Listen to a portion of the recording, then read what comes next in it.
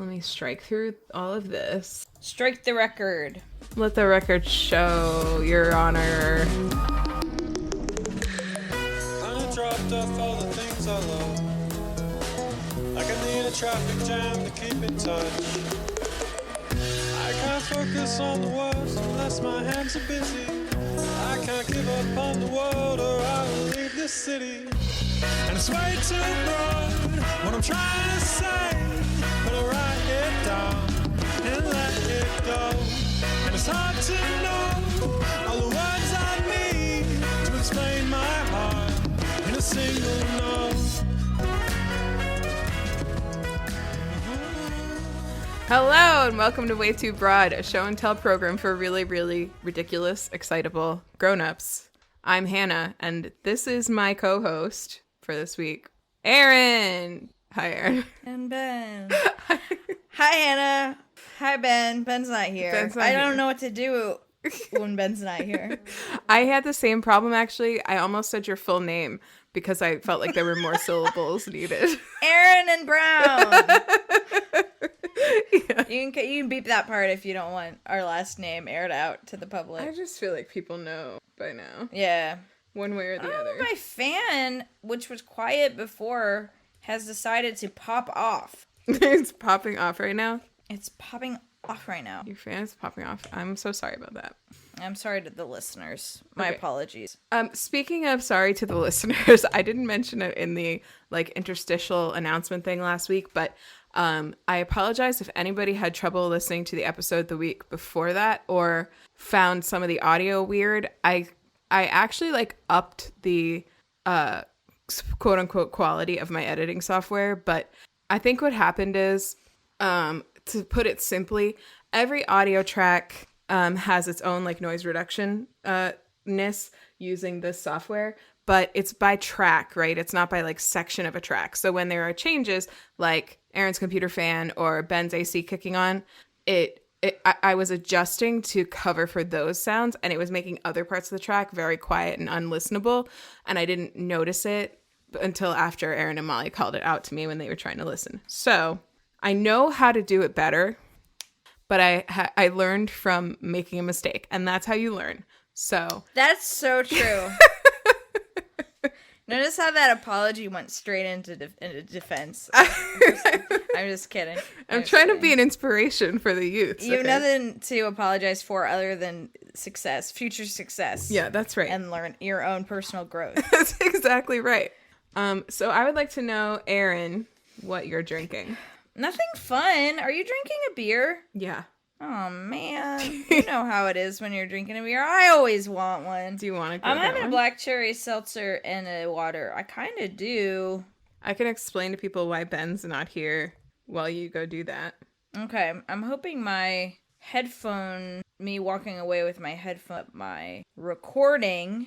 That would be bad. The only thing. I think it'll be fine. I think I've done this. I think it's fine. I think it'll be okay. Yeah, I'm wondering if I should just leave my heads here. Okay, that sounds like a good compromise. So I'm gonna take them out, and yeah, I'll be right back. Erin didn't hear me belch, and if I don't leave it in the final edit, she'll never hear me. So that's something new and different for me. Actually, there's not much to say about why Ben's not here. It turns out the only time that I could record this week was on a Wednesday, and Ben has classes on Wednesdays now, so he can never record on Wednesdays. But yeah, Ian and I are going away this weekend because it's our 7-year wedding anniversary, and so I needed to get the recording in before we did that. And that's it. That's the whole explanation. So when Erin comes back, we'll tell you what we're doing. Since we're a double act this week, it's going to be kind of a different structure from the way that we normally do things. It may involve something that I requested that everyone watch last week. It does involve that thing. Okay. Hello. Hey. I think that worked. Great. Okay. I also asked a QP while I was up. Okay. Good. Do you know what that means? Something, a quick piss. Yes, not a quick pee. That's something shout out to Chloe does all the time. I told you, I Marco Polo'd you an example this today, but I'll be like, if I say something to her like, "Oh, I got to practice my piano," which I haven't said, but that's the first thing I could think of. She'll be like, "You got to pee your pee." It's always funny. I love her. I can't say enough. She's so great. Can't say enough about her. I liked that Marco Polo you sent me. Yeah, the other one was for the listener. Was I was asking her how much one bedroom apartments cost these days. What's the price on one bedroom apartments? And she was like, "What's the P? What's the P on one B? B's these days? What's the P on one B's these days?" Yeah, incredible. So good. All right, Erin, what are you drinking now? Okay, now I'm drinking peach and pink guava American wheat ale. Oh, 5.5. Honestly, not that dissimilar because I'm drinking this is the last of our sour beers that we got a while back that are Candy Mountain Charlie themed. Oh, great. Yeah. So this is a tart cherry one. And you're going to ask me what the ABV is. 4.5. I'm not bad boy. Cool. I'm at a 5.5. Okay. So. You're getting wild over there. And I also have a lemon spindrift. I haven't opened yet. Nice. I said that beers have been giving me heartburn lately, and Ian said, well, it's probably the carbonation because it's acidic. And so I said, well, fuck it then. I'll drink 2 carbonated things because I'm not going to stop drinking Spindrift. Give me a break. You're gonna double down. Give me a break. Like, is it also like, when's it giving you heartburn? Is it like at night? It's, I mean, I don't really drink beers during the day, so. So true. Yeah. But are you like drinking it like right before bed? No. Oh, I mean, okay. I don't drink much beer. And I also don't feel like Spindrift does give me heartburn because I do drink Spindrift all day. So I think he's full of shit. Yeah, sounds like it. Yeah. Honestly. He's F of S. That's not as good. Really only works with like P and D and B words. Okay. It only works if it sounds like it could be bad. FOS. I think FOS is okay. It's like That's POS. It's very similar to POS. Okay, I got some things that I need to talk about. Okay. As upfronts before we tell everyone what we're doing this week. I kind of gave some hints already. Okay. But okay, so you know, Erin, I know you know because we already talked about it, that Taylor Swift has a new album coming out October 21st. Pumped, absolutely pumped. Midnights. It's called Midnights, yes. And the side of Taylor TikTok that I'm on, which is basically Gaylor TikTok, is convinced that it's going to be her coming out album. Oh my god. Are you serious? That would be amazing. Why are they convinced that? Okay, let's just clear the air. The Gaylor community is always convinced she's about to come out. Yeah, that is true. That is true. So, and I believe that she's bisexual or pansexual. I do not believe that she's straight gay. You don't believe she's straight gay? That oddly. I don't believe that she's strictly. Yeah. You know, that's kind of my personal belief. Yeah. But I like deeply believe that she's a bisexual. Yeah. I think that is also my personal belief, although I think more broadly, like, I would not be surprised if she told us she was any type of queer. Right. But like, I do think she's probably like bi or pan. So, but it's like, okay, so Gaylor TikTok, I have mixed emotions about the videos that I've been seeing because I believe a lot of the stuff that I'm seeing. I've always believed a lot of what I've seen about the evidence that Taylor is queer. I have always found a lot of it really unconvincing. It's never been clear to me how, like, people always talk about Taylor like she does every single thing for a reason and everything is an Easter egg or a hint or like a numerological signal or whatever. And I just don't believe it's possible for someone to put that much thought into every last decision that they make. Absolutely. You know, like, it's just not like, if she's doing it, that's like super fucking cool. And I'm down with it, but I find it hard to believe. But the main evidence that I was hearing first was the timing of the album release, because it's like 13 days after like National Coming Out Day or something, and 10 days after some sort of like Bi Visibility Day, or I might have those mixed up. Okay. And those are both numbers that are like traditionally very important to her, and she's known to have a thing about numbers. So, and then I think like officially and documented, like she's put out obviously intentional things with numbers Yes. in them. Yeah. Right. She definitely likes to play Not with just- numbers. Yeah. Conspiracy theory. Right. Yeah. So, and beyond that, the evidence like immediately starts getting like esoteric enough that I sort of side eye it. But I think it's really exciting to think about. And I really like to watch people's theories and ideas about it. I think it's really fun. And also, I've been getting a lot of stuff on my For You page that is people like gaylers responding to comments from what I have recently learned is called hetlers, which is people who really do not believe that Taylor is queer and don't believe people should speculate on it. Like, I think the thing that I've been really enjoying even more than the speculation on the coming out album is all of the gaylers like really measured, patient, kind responses to these people saying things like, why are you sexualizing her? Why are you being so invasive? Why are you da-da-da? And they're being like, Wow. hey, listen, we're not sexualizing her by speculating on things that she's very clearly like hinted at and never countered in her like in the media that she's put out, in the things that the way that she like has repeatedly been like, I listened to Girl in Red, which is like all of these like little signals that are like known like slang for being queer, right? She's like she's put out there, and when people has she put out that she listens to Girl in Red? Oh yeah, like 100%. Like she's that's gay. Yeah, and she's sent Girl in Red, like actual Girl in Red, like paintings, like the band or the artist. I don't listen to Girl in Red, so I don't know. I think it's just a girl. She's painted stuff and sent it to Girl in Red. Yeah. You can't get much gayer than that, Right. Hannah. Right. There's a playlist that she put out that is like me. It's called like Made by Me. It was on like, you know how they have celebrities do like playlists and stuff. And it was supposed to be like the essence of her. And it had like so many sapphic queer artists on it. It's like kind of unbelievable. It had many of them I've heard about from you, like Muna, which I didn't hear about from you, but but what's the singer? Yeba was on there. I don't think Yeba's queer. I've only seen screenshots, so I don't know. I don't remember what the other ones are, but there were definitely Is this more on Spotify? on there that were queer. It is on Spotify now, Is this on Spooty? but you're gonna have trouble finding it because it didn't originate there. We've got first Her, a song called The Man.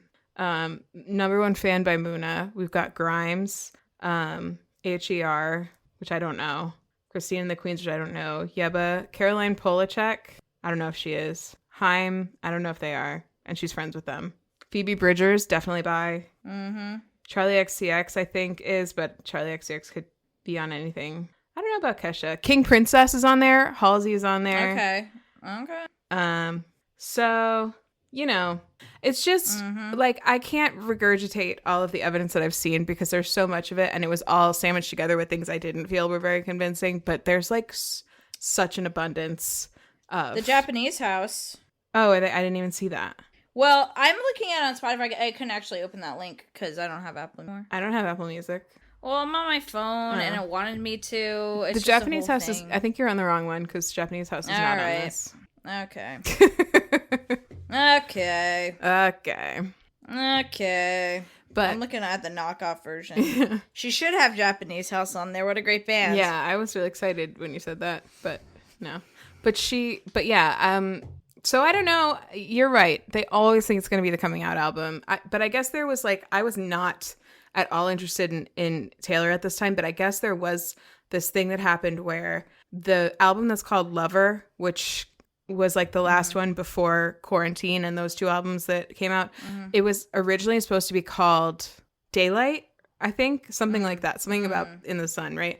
And there was another album that got scrapped called Karma, which people thought would be her coming out album, but then like pandemic, and then there was Folklore and Evermore, and so people are also speculating that like this is now her getting back into like her original plan, but you know, in a different way, of this being the coming out thing. Or actually, I think the original speculation was that Lover was supposed to be the coming out album because in that era, she wore like rainbow absolutely everything. Like she was just like very much queer coding a lot of stuff that she was doing. And the whole album art, all that album art is like bisexual colors, like bisexual flag colors. Like Her wig and that was that You Need to Calm Down. Is that from Lover?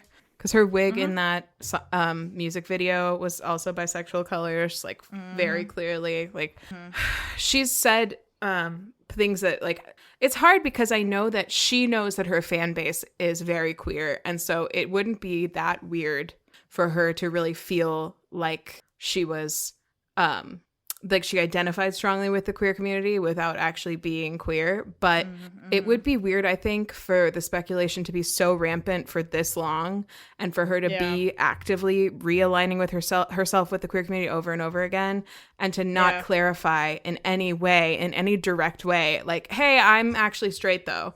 Like, it's almost like at this point, if she's not like just, you know, some type of queer, then she's like kind of being a little bit manipulative, you know. Right. And to be clear, she does not need to come out. No, but it would be weird if she wasn't queer. Yeah, at this point I agree. And so many of her songs are, I mean, on Folklore there's like, I don't know how to say, there's like explicitly gay songs, like a bunch of them. Also, what I first thought of when I know she has a lot of lyrics where she talks about midnights, but it's midnights, plural, right? Yeah. And I think of that New Year's Eve song where there's a video of her singing it live, and she says, "I want her midnights." Multiple. Like, in that, it's multiple undeniable times. Yeah. It's not, "I want your," the lyric officially on paper is, "I want your midnights." In the video, she's singing, "I want her midnights," which was the first thing that popped into my head when I heard the Midnights album title. That connection has definitely been clocked. No doubt. Yeah. Oh, another thing. TikTok, Gaylor TikTok has lapped me 15 times. I'm sure. Anything I could think of. The other thing that people are kind of like, okay, to your point, she doesn't owe anyone a coming out, and nor does anybody. And so another thing that people kind of speculate could happen is that it won't be a coming out album or a coming, like, she's not going to do like, "I'm coming out now," but it will be, she's already made it very clear from the, like, I don't know if you saw like the one of the squares, maybe it was on her Instagram, maybe it's the back of the album. I don't know if people know yet, but it's got like a couple paragraphs, and it's about like how the whole concept of the album is songs that she wrote in the middle of the night when she was like, you know, up thinking and da-da-da. And she specifically says that they're about her life. She like links them directly to herself in the album, like in that like descriptor of the album, which in general people are saying like the whole thing reads very queer to them. But I again, that's one of those things that I'm like, okay, well, sure. Or maybe a lot of people just have feelings like that about lots of things, you know, but totally. Yeah, but she definitely says like, these are songs about my life, right? So if she's written songs that have like Betty that are like that are sung to a woman, but then she'll say, "Oh, they're from a male perspective," or "I'm writing about this whatever thing." She has taken away that avenue of like of interpretation for herself and others by the way that she's introduced this album. So she could easily just release an album of songs that do include things like singing explicitly about women or to women, and like not actually do any type of coming out type of thing. But it's just like people are gonna have to just deal with the fact that like these are about her life, and she said they're about her life, and they're about women, you know. So that's I think even maybe a little more plausible, and it might even be like a better, you know, way to do. It's really sweet though, the way that like the devoted Gaylors kind of talk about her, like they've pretty much just already all accepted her and support her as part of the queer community, and they're not they don't talk about her like she owes them anything. They're just kind of like defending their right to interpret her music in these ways. It's really I really like I'm really enjoying that. I always really enjoy that side of TikTok when I end up on it. So it makes me think, you know, it's been a big year for the queers. I feel like it makes me think about like Preeth, you know, which is for the listener who doesn't know, I feel like we've talked about it, the Tobin Heath, Kristen Press relationship ship name, excuse me, where it was like those who were Preeth believers, myself included, it was like, yeah, maybe they'll come out more, maybe they won't, but like my belief in that being a thing is like unshakable. And then they did like come out publicly together. And so that was like really gratifying, but I'm also like, well, yeah, but I knew that, right? And so I just feel like, I don't know, it's a big year for the queers. It could happen for us. It could happen with Taylor Swift. But I also sympathize if she is not queer, obviously, that's one thing, but if she is, and it's, I imagine, like, she's, like, the most, like, popular person on the planet, right? And I imagine that would be extremely hard to come out. Yeah. If that were the scenario. Yeah. So. Yeah. I mean, it's like, I think I've found myself thinking, like, why would she not be out by now? Like, she's, like, in her 30s. And then I'm like, okay, well, relax, because she's been famous since she was, like, 15 or whatever. And she was in a very conservative space. And, like, a lot of her fans are still that way. There's other people who would very quickly and easily be implicated with this. Like, friends she's been very close with for a long time. Yeah. There's potentially, like, clauses and contracts that had to be kind of like timed out or whatever. So there's a multitude of reasons why she could have had to wait or would still want to wait, Right. So we can all just accept her, and just let her live her life as well. Absolutely. Excited about that album. Yeah. I'm sure it's going to be great. I just fully identify as a Swiftie and am excited to consume that album and pick it apart and bring it as an obsession on this here podcast. Someday. And speaking of queer things that we previewed as obsessions for the podcast, we should get into this week's obsession, which is a shared obsession between Erin and me. Yes. Do you want to tell the people what it is? It's A League of Their Own on Prime Video. Yeah. Of course it is. And not the original movie, but the television remake. Yeah, the new series. The new series. It's so good. Okay, so how we're going to do this, we talked about it beforehand, is we're going to do, for anyone who hasn't listened to it, even though I told you to last week, we're going to do like a spoiler-free, like, here's why you should watch it type of pitch. And then we'll let you know when we're getting into spoilers, because we have a lot to say. So, Erin, what's your pitch? Yeah. Baseball pun. My pitch is that if you like gay content, you have to watch it. Or queer content, it's such a good show, and it handles everything really well and really tenderly and really carefully.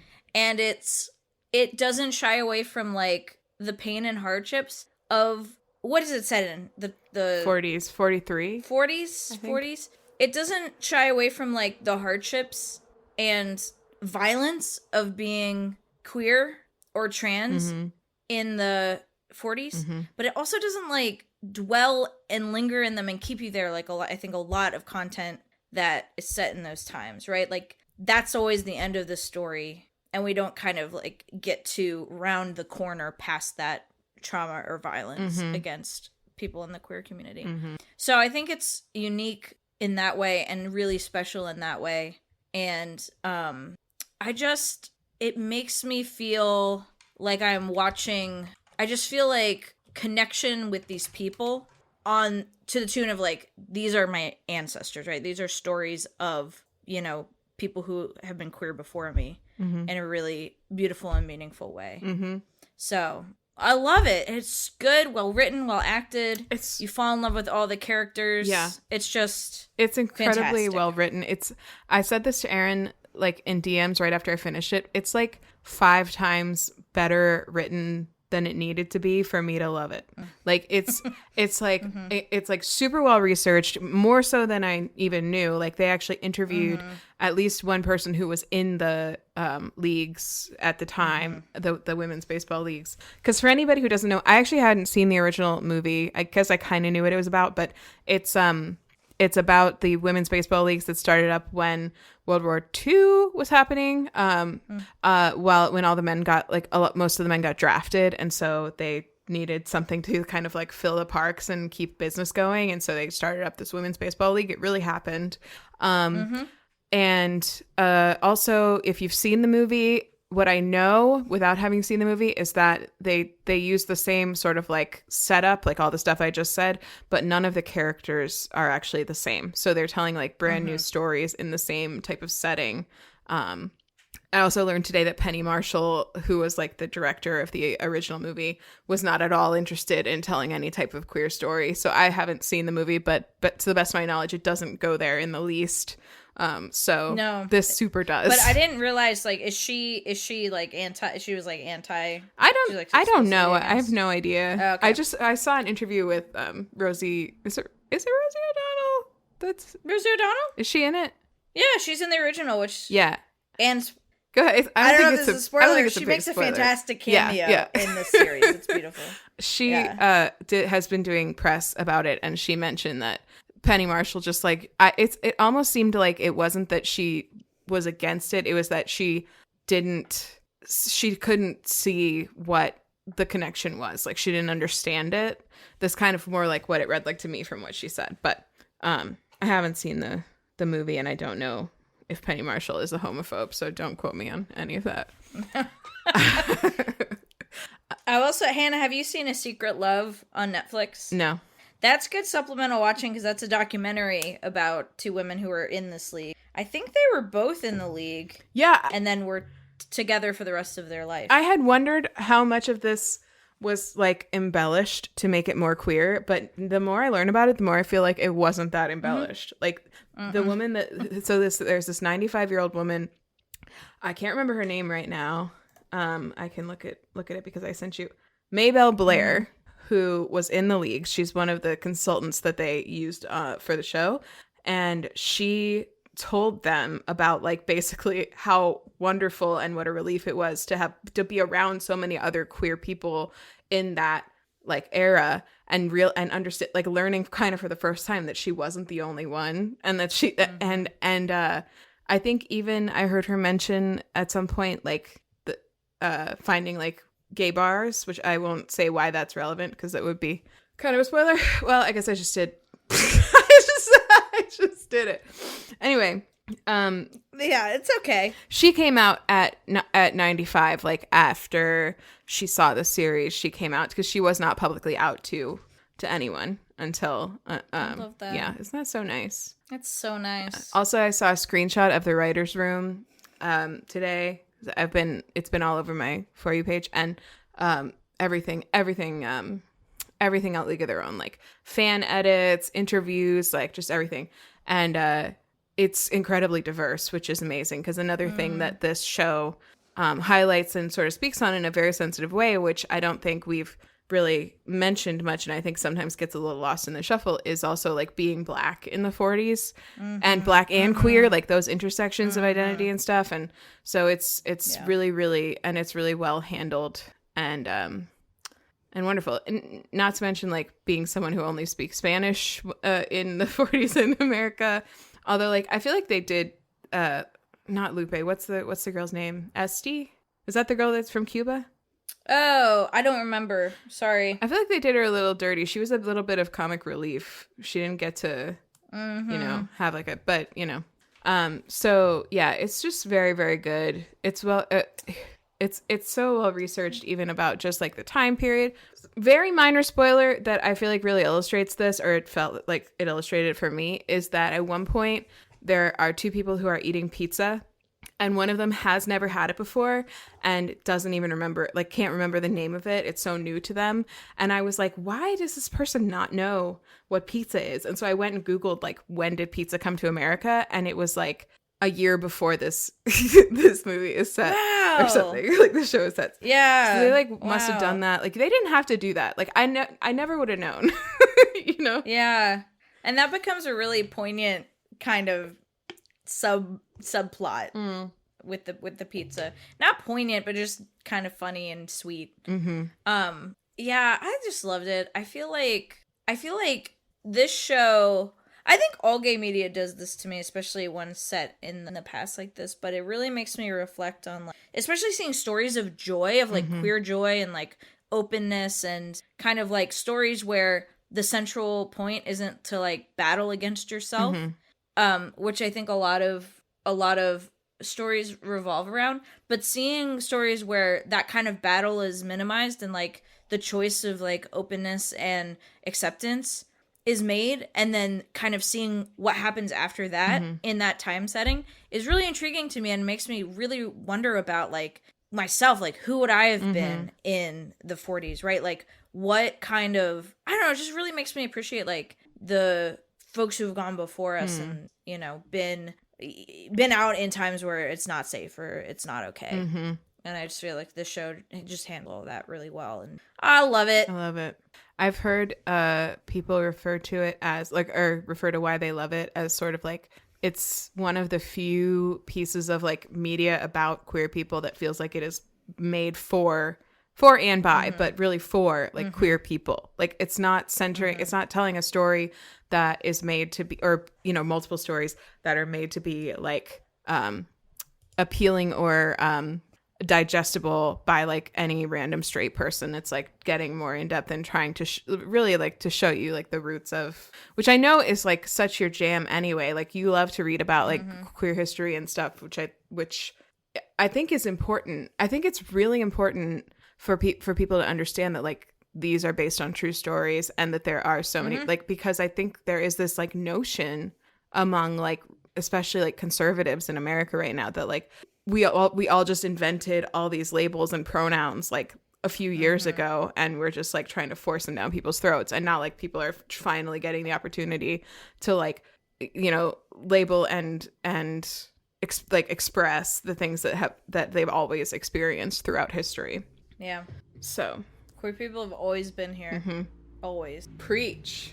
All right, so I think that's all I can say without spoilers, because I have so many other things I want to talk to you about. Watch the show and come back, because we're entering the spoiler zone. I feel like I just said enterling. We're entering the spoiler zone.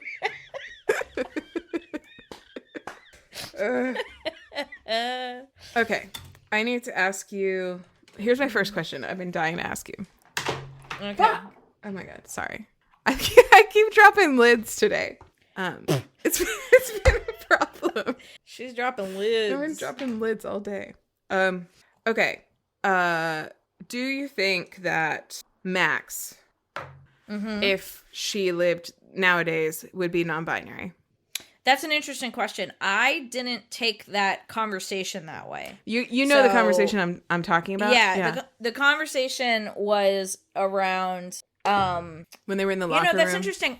Yeah, I hadn't thought about that. About like I don't remember what their metaphor was. Well, there were two conversations that kind of made me think about it. And actually, the first one was between Carson and Max. It was when they were in the locker room, and Max showed up to like talk about being queer. And there was this line after they had both talked about how they felt like everybody was trying to make them be somebody that they aren't to fit into like their expectations, but they were kind of expressing it in their own ways and their own experience of it. And then Carson was like, I wish there was a different word for us or something like that. And Max kind of like agreed, and then soon after that they parted. And then the second one, which I think to me, in my mind, I have mixed feelings on whether I think Carson, you know, in today's terms would be a lesbian or would be like bi, because she does seem to have a lot of love for her husband, but you can love people without being sexually attracted to them, you know, and they've been best friends forever and stuff. So, but she, it almost feels like she was like pining for a term like bi, and Max was pining for a term like non-binary, because then there's this conversation that Max has with her uncle where she's like, I tried for so long to be like my mom, and then you gave me this suit, and I don't want to go through the same thing with you. And so she's wearing the suit in her own manner, right? With her own, like, so not wearing the jacket and stuff. And that was like, that fit was very non-binary to me, considering the time. But like, it just, you know. I read that more. That's interesting. And I think now that you bring it up, I think that could very well be it, and probably is. I read it as between butch and femme, right? Like, I like wishing that there was, right, because like of like gender presentation in the modern sense, right? Like that the way we present our gender is still very much, and maybe it is non-binary. Yeah, maybe I'm thinking about the same thing, right? Like well, I guess that would be like gender versus gender presentation. I read it on the gender presentation level of like, I don't want to be femme, I don't want to be all the way, butch or whatever, but is there a middle? But maybe they were also talking about gender. Yeah. Could be. I mean, it could be either. Freaking love it. Could be both. I mean, that's probably exactly right. I think I just went over my head. Well, I don't know that there's a right interpretation, because again, it's like we're talking about modern day terms that didn't really exist back then. So like you know, who knows? But yeah. Okay, so now that it's not kind of a spoiler, the trans representation I thought was incredible, just incredible to see that, and so like so sensitively handled, and also that Max's uncle, whose name I can't remember right now, was having such a nice life with such a lovely partner and being this like hub for community. I thought was so lovely. Like obviously the relationship with Bert. Bert, yeah. Obviously, like, the relationship with his family was strained to the point of being non-existent, but he had found this other family, which I feel like a lot of this show is about found family, and it's, like, so beautiful the way that it's portrayed. I just think it's so lovely. The scene where there's the party at Bert's house, it was driving me nuts because the music that they picked was a completely different beat from what everyone was dancing. And it's like, it's not realistic because it's a room full of black people. Like, they've got rhythm. Like, I did not notice that. That's so funny. I loved it. Also, the butch representation. Speaking of butch people, like Jess and Lupe, very hot. And their relationship. Or like, what's her name when she went to the gay club for the first time and immediately got hit on, and that was just so great. Oh, Joe. Yeah. Yes. Man, I knew that place was going to get raided the minute that Joe walked in. I know. After like, yeah. But but yeah, Jess and that was really hard. Yeah, it was hard to watch. Jess and Lupe, I thought were so cool, and one of my favorite things about them was their relationship with each other, and like the way that they called each other brother, and the way that they were bros. They were like total bros, and it was very sweet. Total bros. Like like the part where Jess says something about how when you're on a sinking ship, every time she's ever been on a sinking ship, the first thing she did was drop the dead weight. And Lupe was like, how many sinking ships have you been on? Tell me about all of them. Just so great. And I thought Carson and I am bringing up the IMDb because I can't remember Greta's. So that's Abby Jacobson and Darcy Cardins. It had great chemistry. It had such good chemistry. And apparently they've been friends for like 15 years. Yeah. So that explains it. Yeah. Darcy Cardin is straight, but that's fine. We accept her. But she's hot, and she played a gay really well. She played a gay on TV. She's really so well. hot. She's married to a man. Do we know that she's straight? I've heard someone say that she's straight, but I don't know. I haven't fact checked it. Abby Jacobson, queer and engaged to that's not the obvious part. Also, I didn't realize the actress who played Clance, who's amazing, is also a writer on the show. Oh, really? Yeah. That's awesome. She's so great. She's such a great character. I also love her relationship with her husband. They're so sweet together. They're like their newlywed energy is like so infectious and sweet, and it's so heartbreaking when he has to leave and how like devastated he is. Also, I think the chemistry, like friendship chemistry between Max and Clance is like unstoppably wonderful. Like, I love it. So lovely. Yes. I am also a big sucker for like friendship, like love in shows. Like, I love it. Yeah, which the show's like super full of. Like in all of the storylines, just like so many great friends. Like Joe and Greta, incredible friends. Yep. Love it. It's so freaking. It's good. It's funny. It's sweet. We just stand. I gotta watch it again. Yeah, and even like, you know, when Joe gets like caught up in the raid, it's very sad that she has to leave, but like, and she does get beat up, and that sucks. It really sucks to see.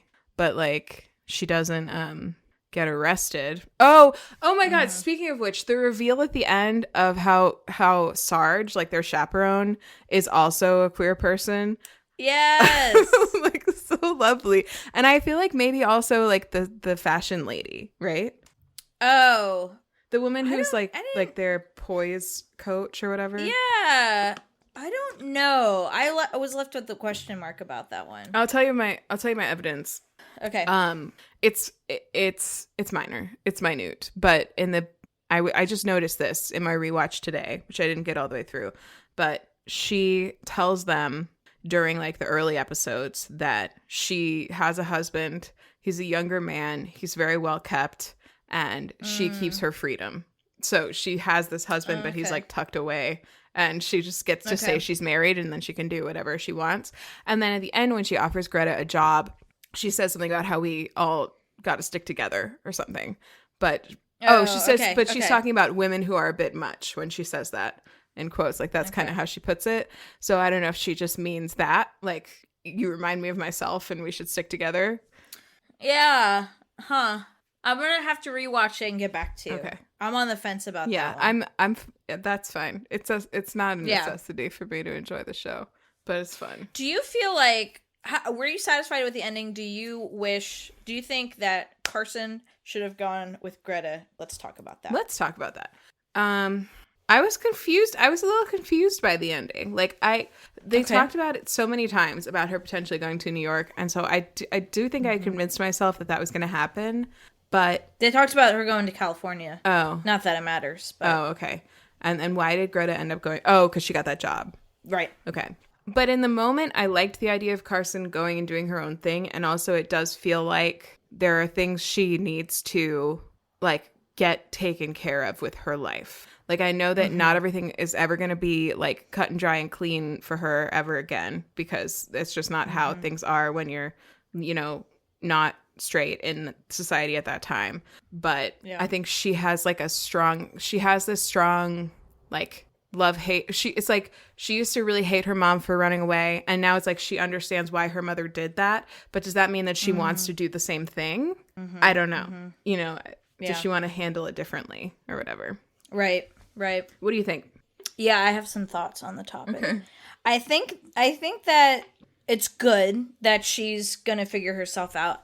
But if I could have changed one little thing about that ending scene, it would have been, like, if they had, like, left the door open a crack, right? So, like, they parted and they were like, well, they were like, see you next season.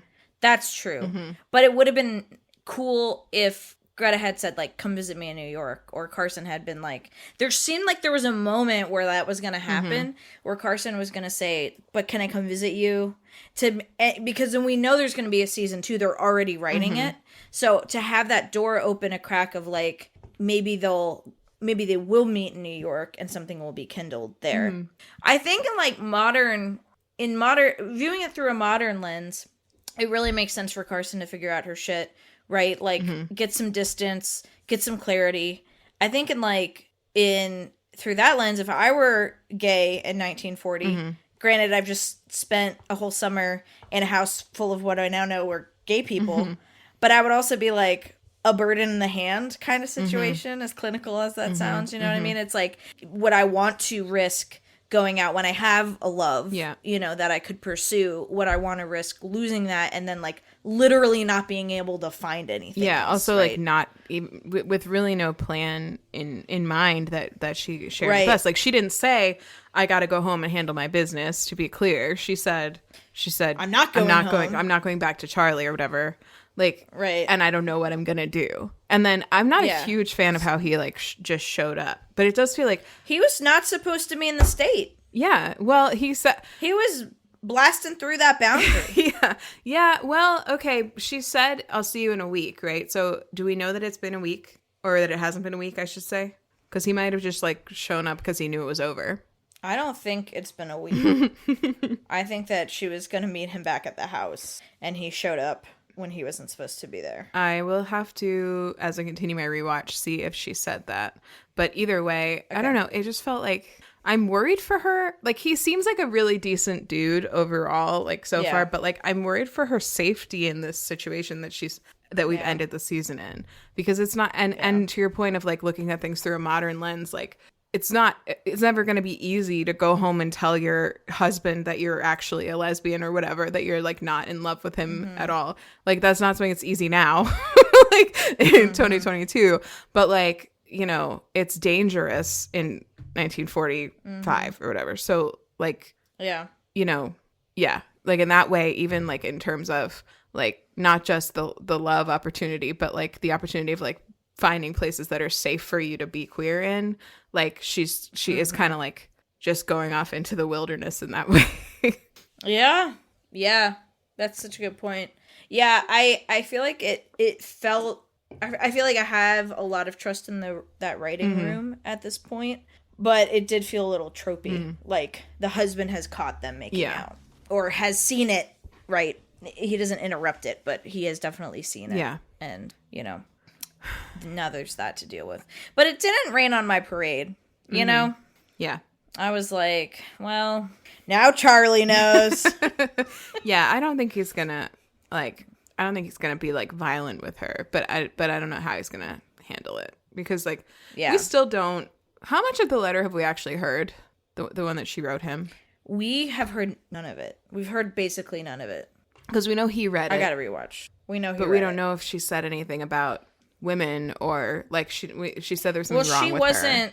Yeah, she wasn't gay yet, or she didn't know that about herself yet when she wrote it. Yeah, that's true. She was certainly gay, but yeah. That's true. I would be super curious to know what was in that letter.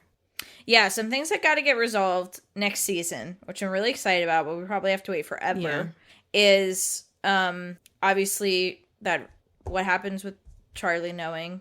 And Max needs to tell Clance the truth about herself. Yeah. She did not. She just said she's going to be hanging out with her uncle more often, which I think was a step in the right direction. But yes. But I think you're right. And Clance did roll with that, which is admirable. Yeah. I think Clance is going to be... Yeah. Clance is absolutely a ride or die. Yep. She said she loves Max more than her own husband, which I just love that friendship energy so much. Yeah. Oh, and the new roommate. Yeah. So good. I can't remember her name, but she's Shirley. Shirley is the neurotic one. Mm-hmm. That's the only thing actually that I've heard about it that people find a little bit frustrating is the Jewish representation, because Shirley is the only stated Jewish character, and she has a lot of sort of stereotypes rolled into her character. Oh no. Yeah. But again, I have faith in the writer's room.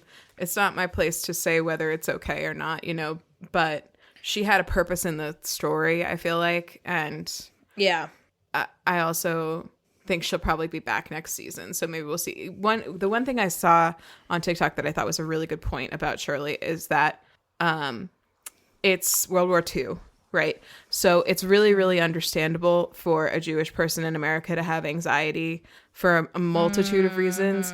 And a lot of them, you could even still very easily, a lot of American Jewish people had family that they couldn't reach, and they didn't know, they wouldn't know what had happened to them for a long time, because even if they didn't end up, being killed, they had to go into hiding for a long time. So there are a lot of things that were very understandable to be anxious about as a Jewish person, even in America in the 40s.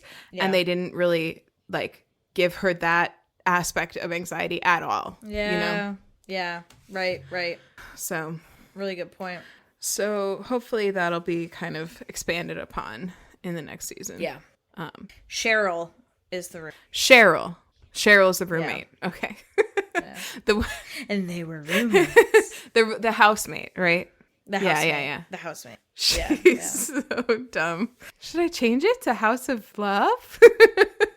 When she answers the phone.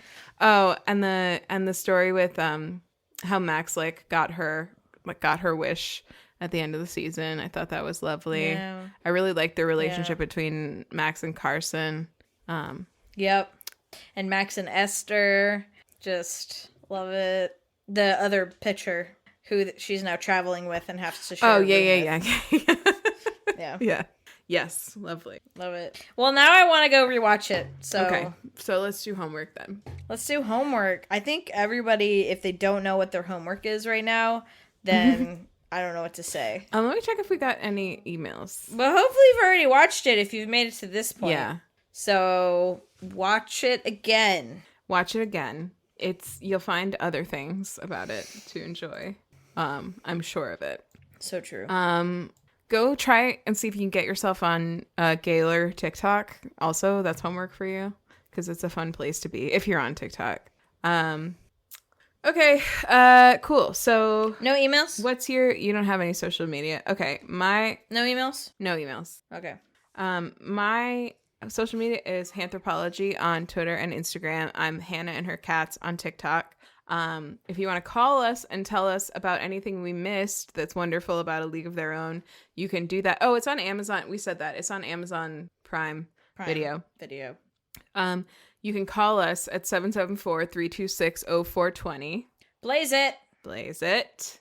We're on Twitter at WayTooBroadPod. We're on Instagram at WayTooBroad. You can email us, WayTooBroad@gmail.com. If you missed any of that, go to our website, WayTooBroad.com or WayTooBod.com or NameYourselfJame.com or NameYourselfJameEgan.com for anything you want. EarnBen.com for anything you need, even though Ben's not here.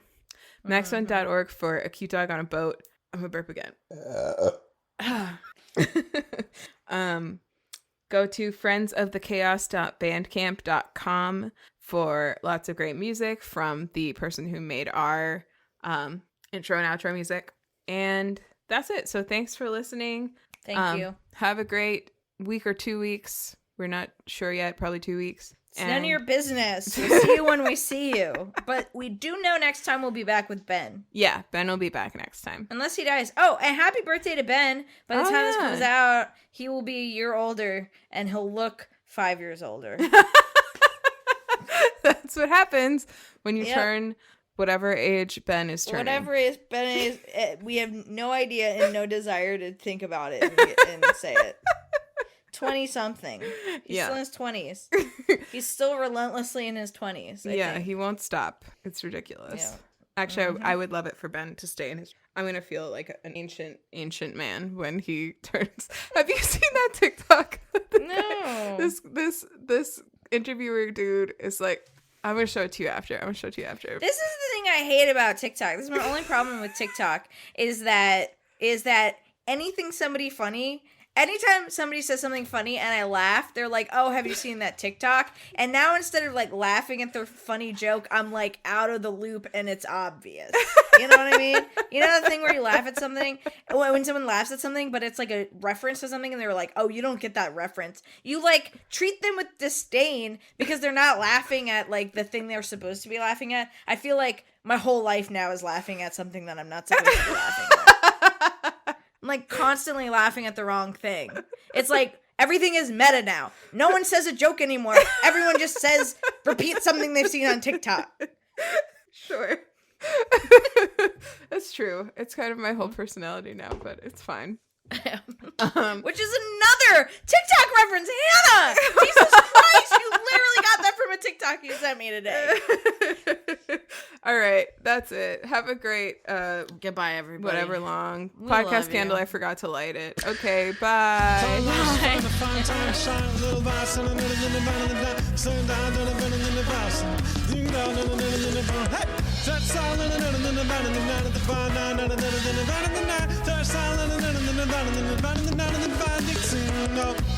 It's way too